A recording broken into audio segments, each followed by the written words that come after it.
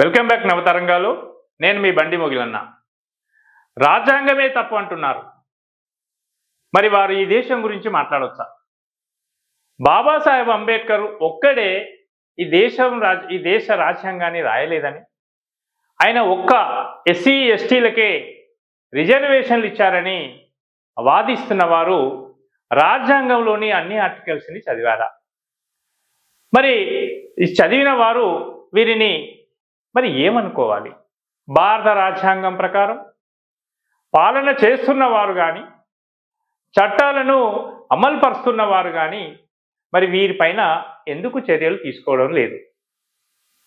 బాబాసాహెబ్ రాసిన రాజ్యాంగం ప్రకారం ఉద్యోగాలు చేస్తున్న పోలీస్ వ్యవస్థ ఈ విషయంపై ఎందుకు సీరియస్గా స్పందించడం లేదు?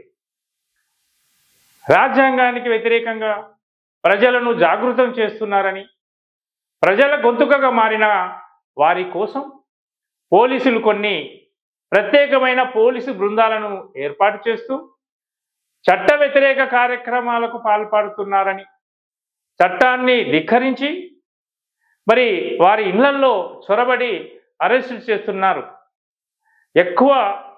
ఎక్కువగా మాట్లాడితే మరి శరీరం హూనమైన సంఘటనలు అనేకం, ఇంకా ఎక్కువగా మాట్లాడితే ఎన్కౌంటర్లు చేసిన చరిత్ర ఈ నేలపైన మనకు కనబడుతుంది.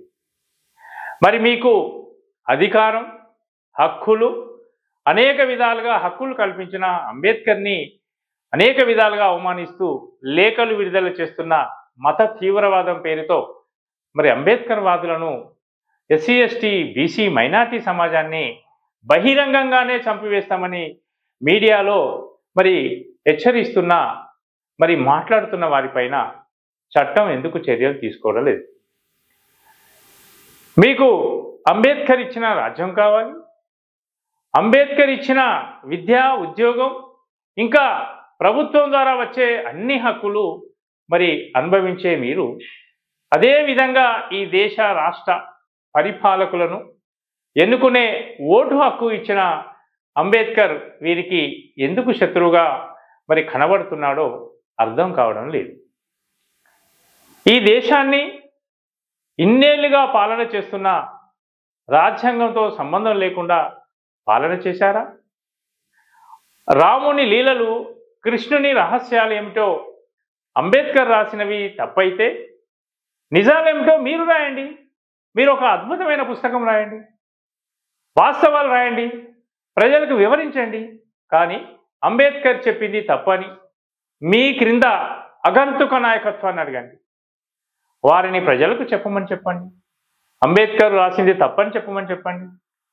రాజ్యాంగాన్ని కాపాడండి అని చట్టం ప్రకారం పోరాటం చేసే వారిని ప్రశ్నిస్తున్న వారు దేశ రాజ్యాంగాన్ని అవమానిస్తుంటే మరి ఆయన ఇచ్చిన హక్కులు అనుభవిస్తున్న వారు మరి ఎందుకు మౌనంగా ఉంటున్నారో అర్థం కావడం లేదు. అదేవిధంగా వారు అడుగుతున్నారు, మీరు మీ పద్ధతిలో సమాధానం చెప్పండి. హక్కులు అనుభవిస్తూ పందికొక్కుల్లా బ్రతుకుతున్న వారి గురించి ఇంకా ఎంతమంది చావాలి? ధర్మం పేరుతో దేశంలో జరుగుతున్న దాడులు ఎవరు చేస్తున్నారో తెలియడం లేదా? లేక వారు అంటున్నట్టు అంబేద్కర్ రాసిన రాజ్యాంగమే మనకు అక్కర్లేదన్నట్టు మరి మీ మౌనాన్ని ఏ విధంగా అర్థం చేసుకోవాలి? అంబేద్కర్ రాసిన రాజ్యాంగం గురించి, ఆయన రాసిన పుస్తకాల గురించి ప్రశ్నిస్తున్న కంచర గాడిదలకు కూడా ఈ దేశంలో కులం ఉన్నదన్న సోయి లేదు.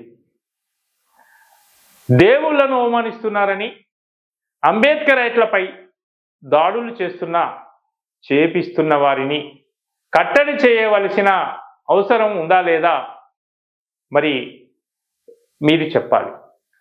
కులం పేరున అవమానపడుతున్న ఈ సమాజం ఈ విషయంలో ఆలోచించండి.